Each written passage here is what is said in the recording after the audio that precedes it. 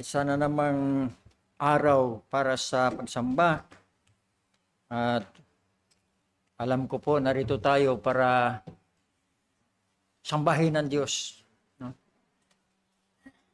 Kaya napakaganda nitong ating tatalakayan ngayon. Tinatawag ko ito extension ito doon sa ni Pastor Joey. Kung nakasama, yung ibang mga kapatid natin nakasama po sa gawain sa sumandig ng kanilang anniversary, ito rin yung teksto na ginamit. At inano ko nga ito, extension. No? So, ihanda natin ang ating mga sarili para sa pag-aral ng salita. Bago tayo tumuloy, tayo po'y manalangin. Panginoon Diyos, samahan niyo po kami sa oras pong ito, sa aming pong pakikinig. Buksan ninyo ang aming isipan, ang aming pandinig, at ganun din naman ang aming mga puso upang makasumpong kami ng biyaya mula sa mga salita na siya pong magpapatatag at uhubog sa amin bilang mga tinawag ninyo sa kaligtasan na mabigyang halaga ang lahat ng mga bagay na ginagawa ninyo. Kaya po buksan ninyo ang aming pangunawa sa umagang ito. Huwag mo ipahintulot anumang mga sagabal na maaring pumigil, humadlang sa aming pagkasumpong ng pagkatuto mula sa iyong mga salita. Samahan niyo rin po, Panginoon, ang inyong lingkod, maipaabot ng maliwanag ng iyong mga salita, at hawakan ninyo ang inyong lingkod upang magampanan at magawa ang gawaing pinagkatiwala mo. Salamat nga po sa iyong kabutihan loob sa pagkakataong ito na niloob mo sa akin. Ito pong aking dalangin sa tanging pangalan ng Panginoong Kristo. Amen.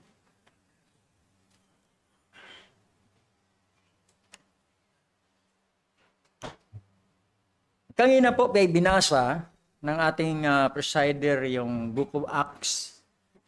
At mapapansin ninyo ito ay patungkol sa karanasan ni Philip, no? Nang siya ay atasan ng Diyos na siya ay pumunta sa lugar ng South. Kung anong layunin, hindi natin alam, pero alam natin na nakasabay niya yung eunuko sa pagsamba, nagpunta sa Jerusalem upang sumamba. At sa kanyang paglalakbay na ito ay naringgan niya itong eunuko na nagbabasa ng banal na kasulatan. Ang kapansin-pansin, ang gusto ko bigyan nating pansin, yung kanyang pagtatanong in verse 30, and sabi doon, do you understand what you are reading? No? Napakagandang unawahin natin yung pagtatanong ni Philip doon sa eunuch. Do you understand what you are reading? At ito rin para sa atin, maunawaan natin yung sagot niya. How can I unless someone guide me? Di ba? Naintindihan mo ba? Ay, paano ko maintindihan ko walang magpapaliwanag? So, napakagandang bagay nito. At dahil doon, ay binuksan ni Philip yung kanyang bibig at isinyira mula sa scripture at pinaliwanag niya ang patungkol sa ating Panginoon Kristo. So, clearly, no? So, dito sa ating tatalakayin sa umagang ito, sabi ko nga, extension ito doon sa kung nakarating kayo, yung mga nakasama, narinig niyo kay Pastor Joey ito, para ito extension doon sa kanyang preaching sa Sumandig Anniversary. Pinamagatan ko itong The Breath of Life, Encountering God's Renewing Word. No? Nehemiah chapter 8, verse 5 to 8.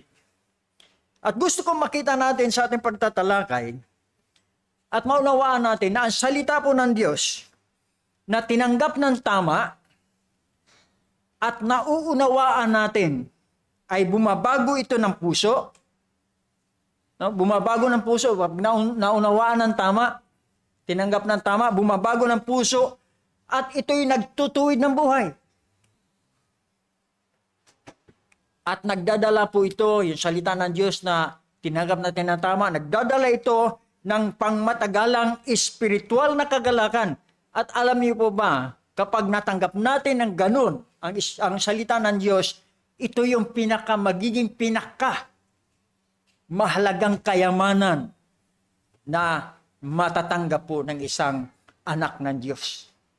Yung salita ng Diyos. So ito yung natin titingnan. Bumabago ba ito sa buhay natin? Natanggap ba natin ang tama salita ng Diyos? Natutuwid ba nito ang ating buhay? Nagbibigay ba sa atin ito ng kagalakan? So ito yung ating titingnan. No? Pero konting kasaysayan, yung nakasama na, narinig na itong background nito nung binanggit ni Pastor Joey. Pero pasadahan lang natin ang bahagya para sa ilan. No? Na itong kwento ng Nehemiah, siguro nababasa nyo na ito, si Nehemiah ay cupbearer. Pag sinabi natin cupbearer, siya yung taga-abot ng kopeta ng alak sa hari. No? At this was after na. It was after ng Babylonian exile. Alam natin, pinopisay ito ni Isaiah, pinopisay din ito ni Jeremiah, at nasaksihan ni Jeremiah yung nangyayari na ito sa Judah. Kung paano winasak ng Babylonia ang Judah at yung kanilang templo at saka yung kanilang wall, the wall of the city of Jerusalem. No, ito after Babylonian exile. At dito sa panahong ito, makikita natin na si Jeremiah, nung marinig niya yung kwento, meron siyang napawagtanungan, narinig niya yung kwento patungkol sa pangyayari ito sa Jerusalem na natiling wasak yung wall ng Jerusalem. Narinig niya ito kaya nalungkot siya. O may weeping, the weeping prophet ito, umiyak. At nalungkot siya sa kanyang nabalitaan. Kaya dumating pagkakataon na kailangan na niya mag-abot ng alak sa hari, napansin siya. Ipaparaphrase ko lang yung salita. No? Nakita si ni Haring Artaxerxes, Nehemiah, what happened? Parang ginanon lang yung salita niya. What happened? O kwento niya. Nabalitaan ko yung kalagayan ng aming lungsod. Nabalitaan ko yung kalagayan ng mananampa ng aming mga kababayan. At nalulungkot ako, sabi niya. No? So, sa pangyayaring ito, imagine mo for nearly 150 years, hindi po na-repair yung wall of Jerusalem. Kaya, ito'y nalaman niya, kaya ganun ang kanyang pagkalungkot. Kaya si Nehemiah, nung makita ng hari, pinayagan siyang pagbalik. Siya yung nanguna sa third wave of Jewish returnees doon sa Judah. No? Siya yung third wave. Bakit may third wave? Dahil may first at saka second. Yung nanguna sa una ay si Zerubbabel. No? Na nagpadala sa kanya ay si King Cyrus. No? Pinadala si Zerubbabel doon with the purpose of restoring the temple. Yung ang purpose ng pagbalik ng first wave with Zerubbabel is to restore the temple. Kasi winasak din yung templo. So dala niya almost 5,000 people, mga Jewish returnees kay Zerubbabel. Kasama niya ang high priest that was Joshua. Then follows Isra. Si Isra naman ang second wave. Ang purpose naman kay Isra is to repair the altar of worship. To restore the worship sa templo.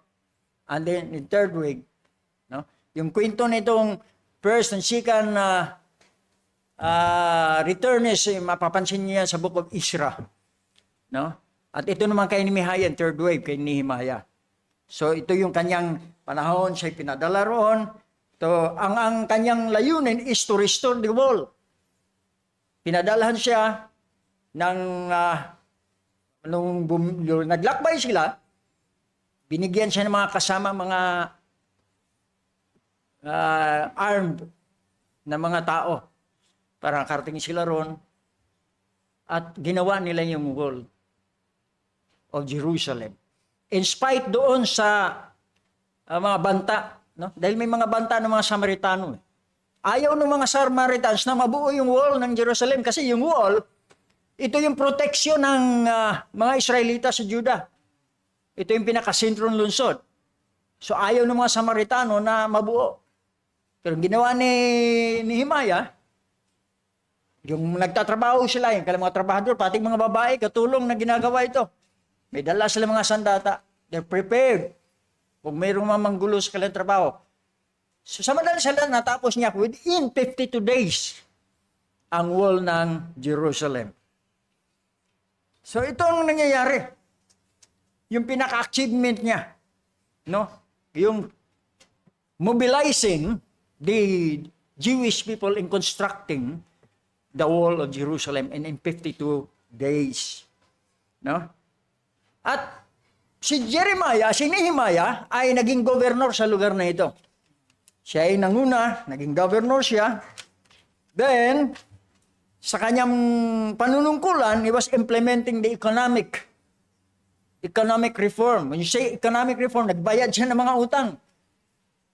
Then, nagkaroon din siya ng mga religious purification. Ini-enforce niya yung Sabbath observances. Binalik niya. At matutuwa ka sa klase ni Nehemiah. Nung kanya hindi lamang siya nagkaroon ng religious purification, enforcing the Sabbath observances, mabigat yung kanyang ginawa. Pinaghihiwalay niya yung mga Israelita doon sa kanilang mga foreign wives. Meron pa siyang sinasabunutan. Siguro ayaw. Mas sinasabunutan niya. Ito yung style. Ito yung klase ni Nehemiah. Iyakin pero matapang. No? Meron siya mga sinabunutan that time. So, nagtatrabaho, gumagawa ito si Nehemiah together with Ezra, the scribe and the priest that time. No? At pinangunahan nila yung spiritual renewal, yung publicizing the law of Moses, and restore the proper worship in Judah, in Jerusalem. Sa madaling salita, ito yung crucial period ng physical and spiritual restoration ng Judah. Sa pangunguna ito ni Nehemiah as governor and Ezra as the scribe and priest. So basahin ko ulit yung ating teksto. Nehemiah 8 verses 5 to 8. And Ezra, pansinin po natin, and Ezra opened the book in the sight of all the people, for he was above all the people, and as he opened it, all the people stood. And Ezra blessed the Lord, the great God, and all their hands. And Ezra blessed the Lord, the great God, and all the people answered, Amen, Amen, lifting up their hands, and they bowed their heads and worshiped the Lord with their faces to the ground. Pag sinabi faces to the ground, baka akala nyo ginungulgod yung mukha sa lupa. Hindi po, nakayuko lang. Baka miya, faces to the ground, baka akala mo ginungulgod yung gano'n. No? Their faces to the ground, meaning nakayuko po sila. Worship the Lord with their faces to the ground. Also, Jeshua, Bani, Siribiah, Jamin, Akub, Shabbatai, Hudaya, Maasaya, Kilita, Asaraya, Yusabad, Hanan, Pilaya, the Levites, and pansinin natin, help the people to understand the law, while the people remain in their places. They read from the book, from the law of Moses, from the law of God, clearly, and they gave the sense so that the people understood the reading. Pansinin natin, no? Binibigyan natin din ito dahil salita ng Diyos yung binabasa yan. Sabi dito, the Levites help the people to understand the law, while the people remain in their places, and they gave the sense so that the people understood the reading. So napakaganda unawain ito. Binasa clearly. Upang maunawaan, they gave the sense. So himayin po natin itong mga bagay na ito. Unang mapapansin natin is yung mga tao. At tingnan natin yung mga sarili natin. No? Mapapansin natin sa mga tao. The people were eager with great expectation. 5 and 6. No? And Isha opened the book in the sight of the people, for he was above all the people. And as he opened it, all the people stood. There was that eagerly expecting. Merong expectation yung mga tao. So ano una natin mapapansin? They have this unity in their gathering. Nagkakaisa sila sa kanilang pagtitipon. All the people were assembled as one. Ang tanong ko, tayo ba ngayon dito sa pagkakatipon natin sa iglesia, are we assembled as one? Are we eagerly expecting something from God's Word? All the people stood. Hindi ko naman sinasabi magsitayo kayo. Pero ang pinakikita natin, how they expect. Meron silang inaasahang marinig sa binabasang salita. Sa madaling salita, it is a demonstration of a corporate longing for God's presence. Every time we have to gather in the church, every time we have to gather every Lord's Day, we have to have that corporate longing for God's presence. Every time we are gathered together, pagka nagkakitipon tayo, dapat nagkakaisang puso tayo, nagkakaisang isipan, nag-iisang hangarin to expect something from God's Word. Yung mga Israelita ganun. Maybe because of the long slavery or long time of captivity, nakalimutan na nila ito eh. Kaya nung marinig nilang nabasa ito, nagkaroon sila ng longing. Nagkaroon sila ng hunger. So makikita natin. In fact, sila nga nag-request na basahin eh. If you look at verse 1,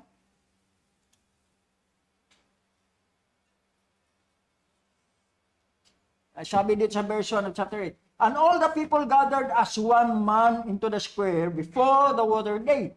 And they told Israel the scribe to bring the book of the law of Moses that the Lord has commanded Israel. Sila nag-request.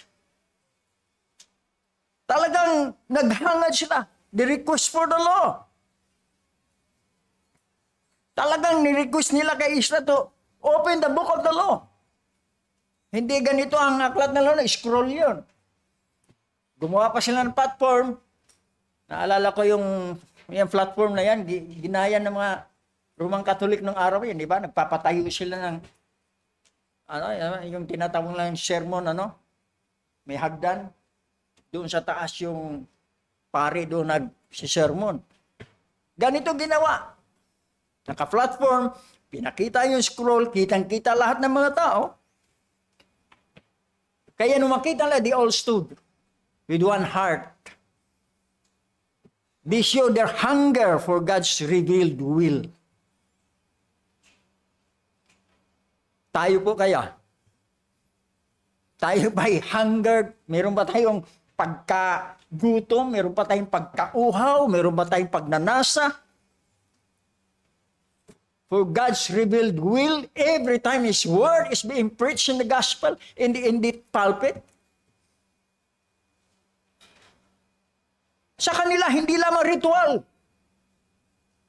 Talagang nagkaroon sila ng pagnanasa, hindi ritual yung pagbabasa ng salita ng Diyos sa kanila.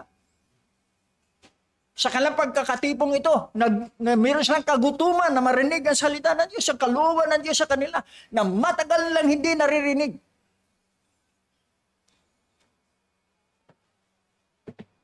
Hindi lamang parang, punta tayo ron. Kailangan natin pumunta. Simba tayo ron. Kailangan natin magsimba. Every time we gather in the church, it is not a ritual. We gather in the church to worship the Lord. We gather in the church not only to be blessed, because every time, every day in our lives are blessed. We come to the church and gather together to bless the Lord and listen to His word. We have to show hunger for God's revealed will. Huwag natin isiping ritual ang ating pagdalo sa mga pagtitipong panambahan. Ito'y araw para sa Panginoon. Kaya you have to examine ourselves.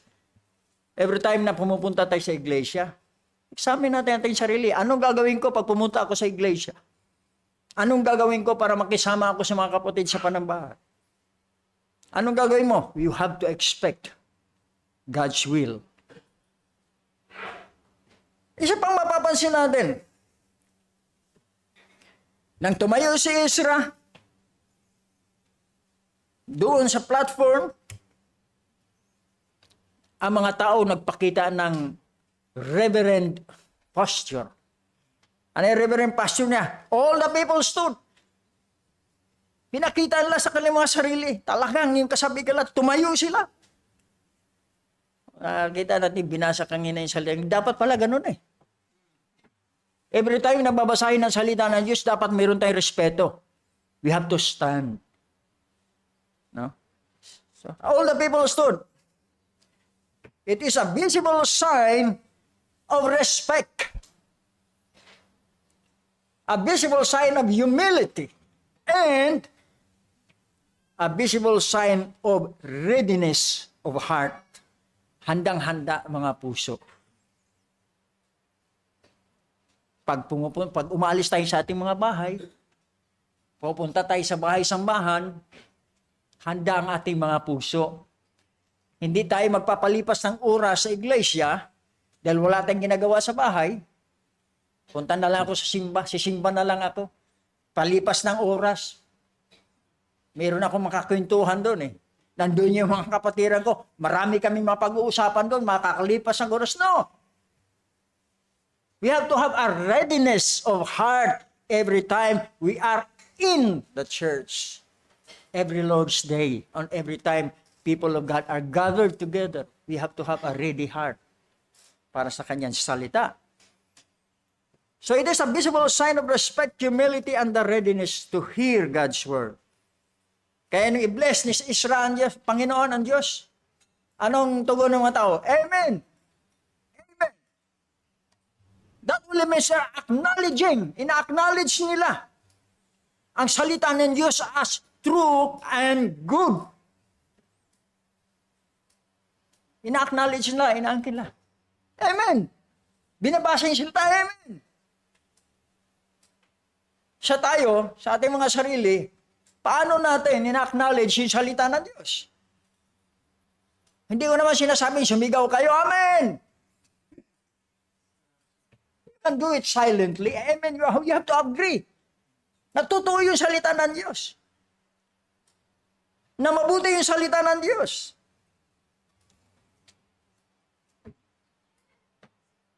There is power in the Word of God that is being proclaimed. Pero itong maganda, ito naman doon sa mga nagsishare. We have to have a clear exposition of God's Word. They read from the book of the law of God, making it clear and giving the meaning. Sa madaling salita, understanding is the key. Kailangang maunawaan. Sa pagbasa ng salita, it is not just reading. Hindi lamang ito binasa. It was explained so they could grasp its meaning.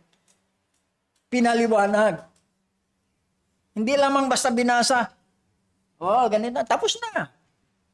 No? There must be a clear exposition because the understanding is the key. Dapat nauunawaan. No? Sapagkat pag naunawaan, Doon magsisimula yung transformation. Kapag kaklaro, it enables a right comprehension and a proper response. Di ba pag maliwanag, naintindihan mo, tama ang pagtugon mo. Sapagkat kung hindi mo naintindihan yung salita ng Diyos, paano kang tutugon ng tama?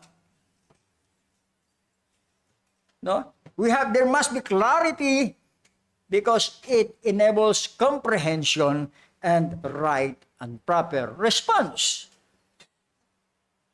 So, maling salita, sa tamang pagkaunawa, may tamang pagtugon. No? Kailangan malaman natin to. At maunawaan natin as a church, as believers. Verse 9, all the people wept as they heard the word of the law. Nung marinig nila, siyempre, naunawaan nila. Ito pala yung sinasabi ng Diyos, matagal nating hindi nalalaman. Because of the long captivity, hindi na nila narinig yung salita ng Diyos na ipinangangaral, nakalimutan na nila, ano ba yung sinasabi ng Diyos sa atin? Kaya nung marinig nila, nag-iyakan sila, ito pala yun. Ito pala yung gusto ng Diyos na gawin natin, ba't hindi natin nagawa? Kaya nung marinig nila, nagkaroon silang kauhawan sa salita ng Diyos, naunawaan nila, nag-iyakan sila. Yun yung pagtugon nila sa salita ng Diyos. They were being convicted. Napabayaan nila, hindi nila natugunan tama ang salita ng Diyos. All the people wept as they heard the word of the law. Kaya nagpakita yung kanilang mga tapat na pagtugon, nagmumula sa puso. The right response comes from the heart. No? Kaya kailangan makita natin yung mga bagay na yan. At isa pang magandang bagay na mapapansin natin, yung kanilang body language. Yung kanilang pagsamba, pinakita nila sa kanilang body language. They're bowing their heads, lifting their hands, and worshiping the Lord. The internal reverence na pinakita nila sa salita ng Diyos were being expressed externally. Naunawaan nila eh. Ramdam nila eh. So nakita nila. Kaya nagpipraise last man, Lord, kayo ko. Yung iba, umiiyak na kayo ko. Ganun nila tinanggap ang salita ng Diyos. From comprehension to conviction. Naunawaan nila, na-convict sila. Kaya meron sila mga pag-iyak. Tayo. Naranasan ba natin yun? Narinig yung salita ng Diyos, na-convict tayo. Naunawaan natin, din na-convict tayo. Naiyak ba tayo? Eh, baka naman hindi tayo naiyak eh. Pero sila, naiyak sila. The word once understood moved them from sorrow to profound righteous joy. Alam mo yan, bawat isang tunay na mananampalataya can always find joy in God's word.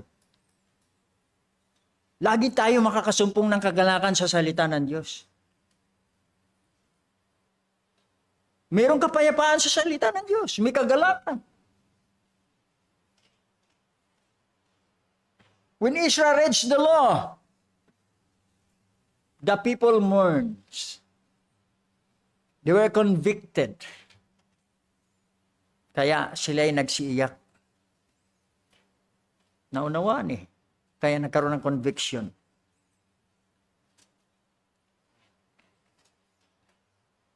Kaya nung kanilang maunawaan, God's word gives life. Ito dapat maintindihan natin. Ang salita ng Diyos, nagbibigay ng buhay. Yung kanilang pagka-encounter sa salita ng Diyos, sana ganun din sa atin. Every time we encounter the Word of God in the Scripture, Dapat natin it is not just a rule book. Hindi lamang ito yung dapat, mga rules. Hindi lamang rule book ang Biblia para sa atin. Sa kanila scroll Sa atin yung Biblia, hindi lamang ito rule book. But it is God's life-giving breath to His people. Ito yung nagbibigay buhay sa mga tao ng Diyos. Yung kanyang salita. Bakit ko sinasabing nagbibigay buhay? Because it is your guide. Sa ating araw-araw na pamumuhay, ang gabay natin ay ang salita ng Diyos. Ito yung nagtutuwid sa atin sa ating mga pagkakamali. Ito yung nagtutuwid sa atin sa ating mga desisyon sa buhay. Ito yung nagtuturo sa atin kung anong dapat at hindi dapat sa buhay. It gives life. Kaya dapat mabigyan natin ng tamang pagpapahalaga. Si Nehemiah, ini-encourage niya yung mga Jewish people. Nag-iyakan sila. Sabi niya, don't grieve. Celebrate. Because God's word is your strength. Sabi ni Nehemiah. Christians, church, the joy of the Lord is our strength. Ito yung ating kalakasan. Ibig kong sabihin, God's word brings joy and strength. We have to learn to celebrate God's goodness even in tough times. Yung mga mahirap na panahon, kagaya ngayon, may kaguluhan, maraming takot Ang mahal na ng gasolina. Pero may nabibili pang gasolina. Nung hindi pa uso gasolina, tiis nga tayo na hindi pa uso gasolina Hindi pa uso yung mga kuryenteng ganyan, nagtiis nga tayo sa gasira. Bakit sa panahon ngayon hindi pa natin matitiis? Everything happens in God's purpose. Mag-aalala tayo pero huwag tayong matakot. Because it is all under God's sovereign plan. Hindi man natin alam. But we have to celebrate God's goodness. Kaya doon sa panahon na karamdam tayo ng kahirapan, ng kabigatan. Ganon kagaling salita ng Diyos. Ganon pinahalagahan ng mga Jewish people ang salita ng Diyos. At tayo, ganon dapat natin pahalagahan ng salita ng Diyos. It is a life-giving breath of God for us, His people. Oras na ba? Kasi pakiramdam ko, may 1 oras kalahati itong preaching ko Kaya nyo pa? 1 oras kalahati pa. Mahaba pa Pero hindi bali, huwag kayong mag-alala. Magkukonklusyon na ako Sinabi natin, hindi lamang rule book ang Biblia, but it is God's life-giving breath for the people. Kaya po, church, tanong natin sa ating mga sarili. Of course, we know we are the spiritual Israel. No? Are we like Israel, eagerly gathering together for God's word? Dapat tanong natin yan every time na pumupunta sa church. Ako ba ay makikihalubilo sa mga kapwa ko mananampalataya? And eagerly long for God's word.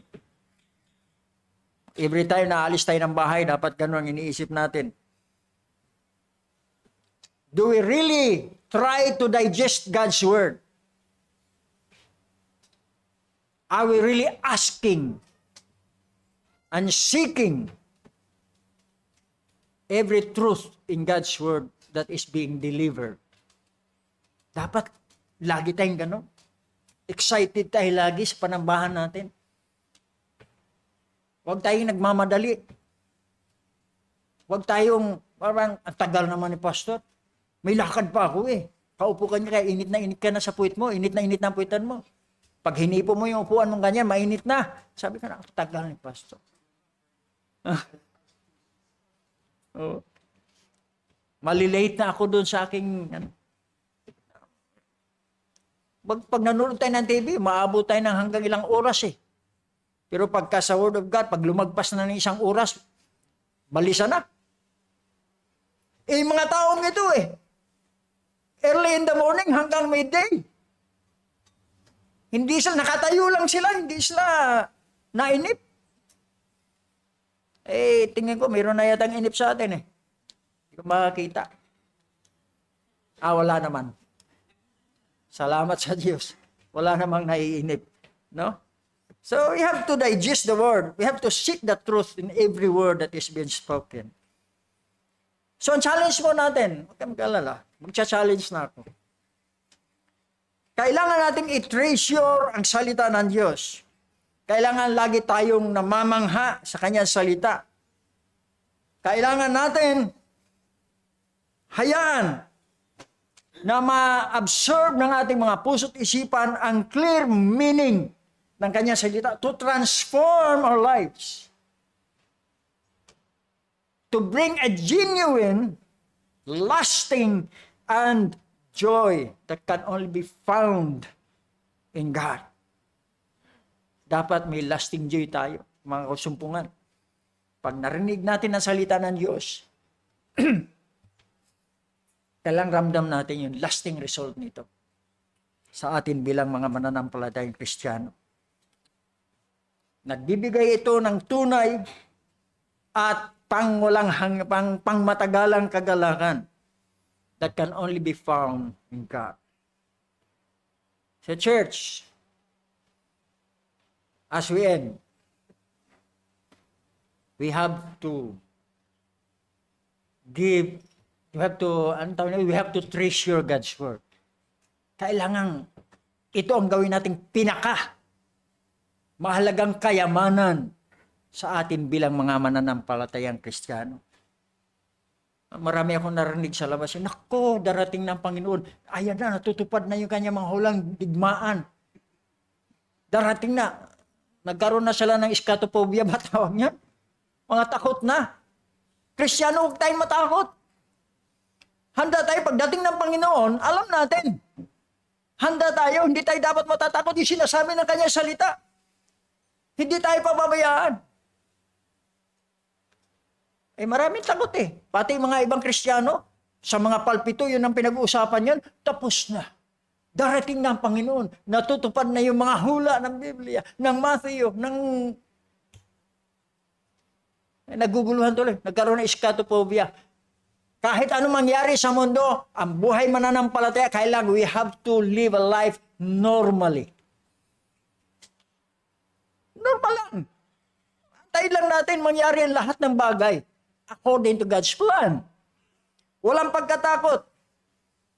Kailangan lang natin isang genuine, lasting joy na nagmumula sa salita ng Diyos na ating nasusumpungan at natatanggap. Mahalaga yan. Ang nagsalita ang Diyos at iniwanan niya sa atin yung kanyang salita in Scripture. We have to be guided by His Word. Kaya, church, pakinggan natin ang salita ng Diyos.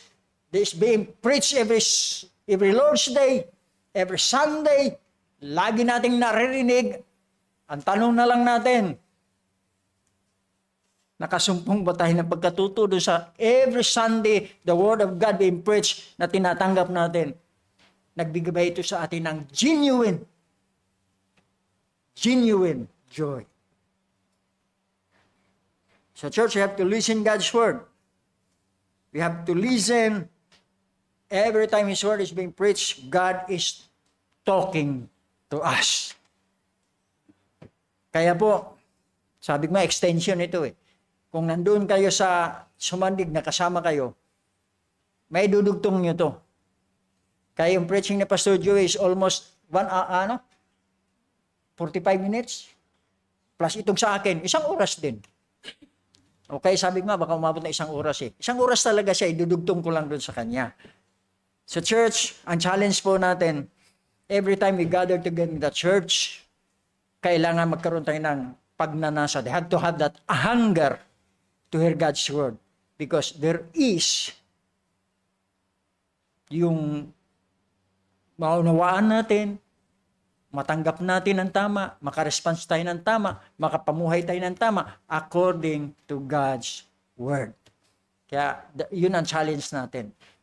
Every time na nasa iglesia tayo, kailangan ramdam natin yung kauhawan natin para sa kanya mga salita. Tayo po'y manalangin. Panginoon Diyos, maraming salamat po sa iyong mga salita.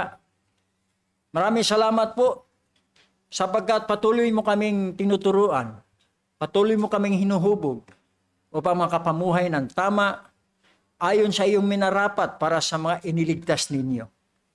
Kaya salamat po sa umagang ito. Naway patuloy magdaloy ng ang iyong katotohanan, ang iyong mga salita, patuloy magdaloy at magbigay sa amin ng kagalakan sa paglakad namin sa aming buhay pananampalataya. Salamat po, Ama. Pinupuri ka namin.